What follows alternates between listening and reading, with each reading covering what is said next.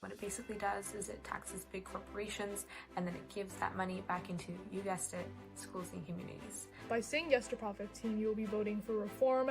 Number one, closing property tax loopholes benefiting wealthy corporations. Number two, you're cutting small business taxes.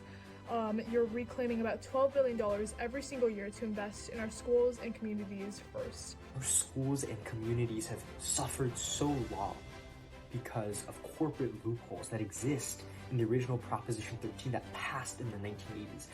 Starting back last November when we organized marches for education for the schools and communities first ballot initiative across 3 cities, Oakland, San Jose, and San Francisco, to now, phone banking and text banking in such unprecedented times, and to chairing and facilitating a statewide youth coalition for schools and communities first.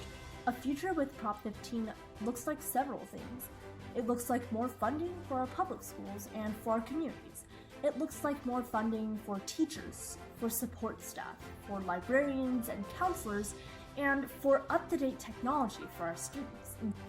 I hope that Schools and Communities First can help to address the divide between marginalized communities and privileged communities across the state of California, where students are prioritized, where they have equitable funding for what they need, and where students feel encouraged that they can move forward, achieve college, career, and community success, and grow as students, but also as people. Passing Proposition 15 would offer us the opportunity to spur the lengthy recovery process from our current crisis, caused by years of neglect to our schools and communities and intensified by the COVID-19 pandemic. I'm very hopeful for the future of our schools if Prop 15 can pass and hopefully make California schools more equitable and fair for all students. Regardless, the journey has been long, it's been tough, but it's been exciting. And I could not be more proud to have been a part of the dedicated and passionate GenUP team, working to organize and mobilize youth like me around the ballot initiative. The one thing that has remained consistent throughout the past year is what GenUP fights for. GenUP fights for students.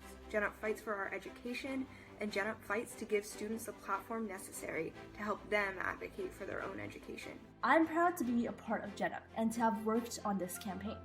Together, we can put our schools and communities first.